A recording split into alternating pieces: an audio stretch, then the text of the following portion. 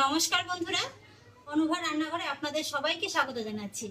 বন্ধুরা, আজকে আমি একদম নতুন স্বাদে তবে কিন্তু সম্পূর্ণ নিরামিষভাবে চিচিঙ্গা রেসিপি তৈরি করে দেখাবো, যেটা দেখে আশা করছি আপনাদের খুবই ভালো লাগবে। আসুন তাহলে দেখে নিন বন্ধুরা আমার আজকের রেসিপিটি।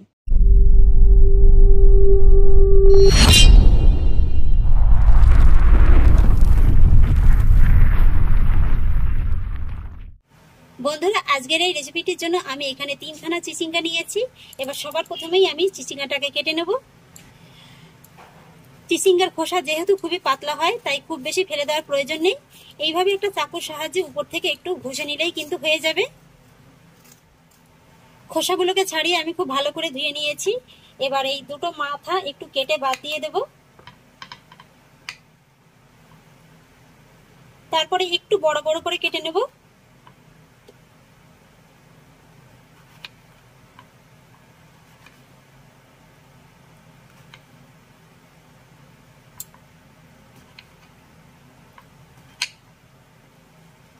এই যে বীজের অংশটা আছে এটা ফেলে দেব।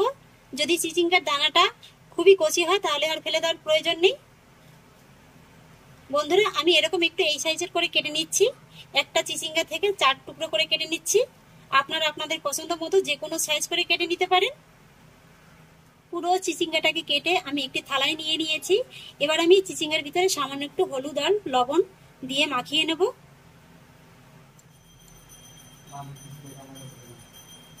সামান্য লবণ আর হলুদ দিয়ে আমি চিচিঙ্গার গায়ে লবণ আর হলুদটা খুব ভালো করে মাখিয়ে নেব। তারপর এইভাবে 5 মিনিটের মতো রেখে দেব। এবার চলে এলাম বন্ধুরা রেসিপির মূল পর্বে। কড়াইতে দিয়ে দেব 3 টেবিল চামচের মতো সাদা তেল। আপনারা এখানে আপনাদের পছন্দ অনুযায়ী যে কোনো তেলে রান্না করতে পারেন। তেলটা গরম হয়ে গেলে তেলের ভিতরে দিয়ে দেব 1/2 চা চামচ কালো সরিষা আর 1 চা চামচ পোস্ত। সেই সঙ্গে দিয়ে দেব 2টো কাঁচা লঙ্কা এবং 2টো শুকনো লঙ্কা। এবার আমি এই ফোড়নগুলোকে খুব ভালো করে ভেজে নেব। ফোড়নগুলো খুব ভালো করে ভেজে নিয়েছি। আর এদিকে চিচিঙ্গাটা লবণ আর হলুদ মাখিয়ে রেখেছি আমি 5 মিনিটের মতো হয়ে গেছে। এবার আমি এই চিচিঙ্গাগুলো গরম তেলের ভিতরে ছেড়ে দেব। তারপরে এই চিচিঙ্গাটাকে মিডিয়াম হাই ফ্লেমে আমি তেলের সঙ্গে 4 থেকে 5 মিনিটের মতো এইভাবে একটু নেড়ে ছেড়ে নেব। 4 থেকে 5 মিনিটের মতো আমি চিচিঙ্গাটাকে এইভাবে তেলের সঙ্গে অনবরত নেড়ে চেড়ে নিয়েছি। আর এই দেখুন বন্ধুরা, 5 মিনিটের ভিতরে কিন্তু চিচিঙ্গাটা অনেকটা নরম হয়ে গেছে। আর এবার চিচিঙ্গার মাছ বরাবর এইভাবে একটু জায়গা করে নিয়ে আমি এর ভিতরে দিয়ে দেব 1 চামচের মতো গ্রেট করা আদা, মিডিয়াম সাইজের একটি পাকা টমেটো কুচি, আর দিয়ে দেব 1/2 চামচের একটু কম হলুদ গুঁড়ো, 1/2 চামচের একটু কম লাল লঙ্কার গুঁড়ো, 1/2 চা চামচের একটু বেশি কাশ্মীরি লঙ্কার গুঁড়ো, 1/2 চামচ জিরে গুঁড়ো আর 1/2 চামচের একটু বেশি ধনে গুঁড়ো। এবার আমি সমস্ত মশলার সঙ্গে চিচিঙ্গাটাকে ভালো করে কষিয়ে নেব। তবে কষিয়ে নেওয়ার জন্য আমি এখন এর ভিতরে অ্যাড করব স্বাদ অনুযায়ী লবণ আর 1/2 চা চামচ চিনি। যেহেতু নিরামিষ রান্না তাই একটু চিনি দিলে খেতে ভালো লাগে, স্বাদের ব্যালেন্সটা ঠিক থাকে। তবে আপনারা যদি অপছন্দ করেন স্কিপ করে যেতে পারেন। সমস্ত মশলার সঙ্গে তো আমি চিচিঙ্গাটাকে ভালো করে মিশিয়ে নিয়েছি। এবার লবণ আর চিনির সঙ্গেও একবার ভালো করে মিশিয়ে নেব। আর বন্ধুরা, চিচিঙ্গাটা কিন্তু এই সময় কষিয়ে নেওয়ার জন্য গ্যাসের ফ্লেমটা মিডিয়াম লোতে রেখেই কষিয়ে নিতে হবে। লবণ আর চিনির সঙ্গেও আমি চিচিঙ্গাটাকে ভালো করে মিশিয়ে নিয়েছি। আর এবার এইভাবে বারে বারে ঢাকা চাপা দিয়ে আবার তুলে 4 থেকে 5 মিনিটের মতো চিচিঙ্গাটাকে কষিয়ে নিতে হবে। আর এই 5 মিনিটের ফাঁকে আমি এই রান্নাটা একটি বিশেষ মশলা অ্যাড করব। সেই জন্য এখানে দেখুন নিয়েছি 1 মুঠোর মতো কাঁচা চীনাবাদাম।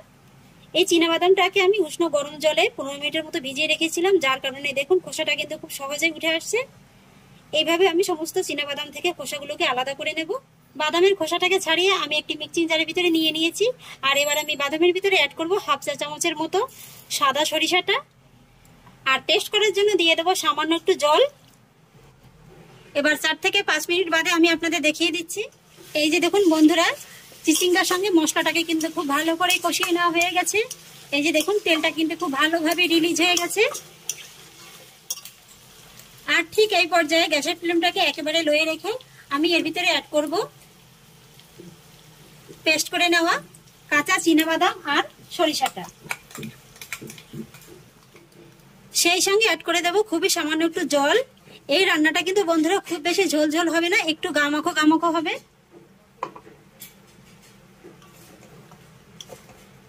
একবার ভালো করে মিশিয়ে দেব। তারপরে গ্যাসের ফ্লেম মিডিয়াম লোতে রেখে আবারও ঢাকা চাপা দিয়ে আমি 5 মিনিটের মতো রান্না করে নেব। তারপর গ্যাসের ফ্লেমটাকে অফ করে 3 থেকে 4 মিনিটের মতো স্ট্যান্ডিং টাইমে রেখে দেব। এবার বন্ধুরা আমি আপনাদের ঠিক 8 থেকে 9 মিনিটের মাথায় দেখিয়ে দিচ্ছি। এই যে বন্ধুরা আমার কিন্তু চিচিঙ্গাটা রান্না একেবারে কমপ্লিট। আর এবার আমি এই চিচিঙ্গাটাকে অন্য একটি পাত্রে তুলে নেব।